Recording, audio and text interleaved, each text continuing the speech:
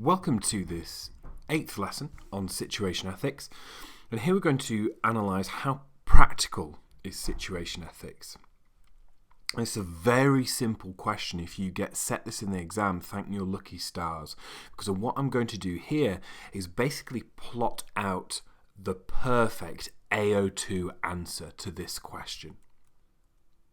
The first thing we can say is that situation ethics is teleological, so it focuses on the end or the outcome of an action. It's consequentialist. Now, the teleology is to bring about the most loving thing, and it has to be practical because it's focusing on bringing about actual change in the world, not subscribing to some arcane set of rules or legislation that was supposedly revealed by God or was decided hundreds of years ago. This is something that's actually focusing on a positive end, and therefore that means it's going to be more practical. If we define practical as bringing about a good result or something that's useful, it's aiming at bringing about useful and good results. So by definition, it has to be a practical theory. Because it's relativist, that means it is flexible and can be applied by different individuals in different contexts. Now, sometimes rules are very useful, but as Fletcher repeatedly says throughout the book, sometimes you have to push aside your principles and do the right thing. Because it's relativist, it gives the user of this ethical theory an awful lot of flexibility. The theory is also personalist. It puts people first, and there's good biblical reasons for doing that. And that means that the net result is that people will benefit from this theory, and that makes it a practical one.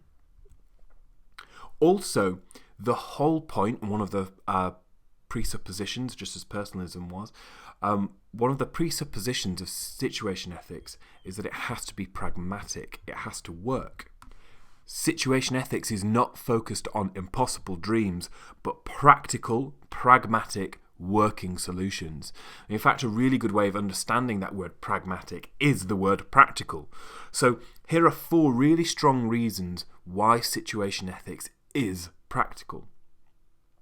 However, these strengths are also weaknesses, and we can exploit these weaknesses in the examination. The first thing we can say is, actually, the fact that it's teleological and relativist means that it dispenses with rules. Well, rules are useful, and Christians are supposed to follow rules, so this is not a very practical theory for non-Christians. But rules are really useful in helping us to make moral decisions and make them quickly. If you constantly have to reevaluate whether an action is right or wrong, that is very slow, it's cumbersome, and it's a decision-making procedure that's liable to break down.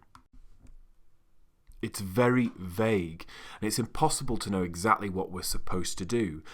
That's part of the joy of the theory, but it means that self-interest, amongst other unsightly motives, can creep into our moral decision-making, and that's not a good thing. That can't be allowed if we have clear rules to follow. And along this line, it seems to idolize the individual. It ignores the church. You have 2,000 years of some of the brightest minds on earth trying to tackle moral decisions and come up with primary precepts, secondary precepts, general ideas, instructions, rules to follow, and you are supposed to know how better to deal with a specific dilemma. You right in the heart of it, you with all your self-interest and with all your blind spots and with all your understandable ignorance in certain areas, you are supposed to know better in that moment than anyone else. That doesn't seem very practical, to ignore the guidance of experts. Now, there's loads more that you could say, and you could come up with an entirely different answer to this. But because you've only got 12.5 minutes, I would then bring it to an end and make sure you have a clear, well-argued, well-sustained, reasonably lengthy personal conclusion. And my personal conclusion would be that despite all the best intentions of Joseph Fletcher to create a flexible, pragmatic and practical theory, he has failed, because the thing he hates the most, for understandable reasons, rules and rule-bound ideology and rule-bound ethical decision-making processes. He hates all of that legalistic stuff, and I understand why. For all their problems, rules are more practical than allowing individuals the carte blanche to make decisions themselves, following one vague and abstract principle like agape. So, there you go. That was my version of how practical is situation ethics. Make sure that you have your own ready. You can borrow this one for use in the examination in case you get asked this really quite nice question.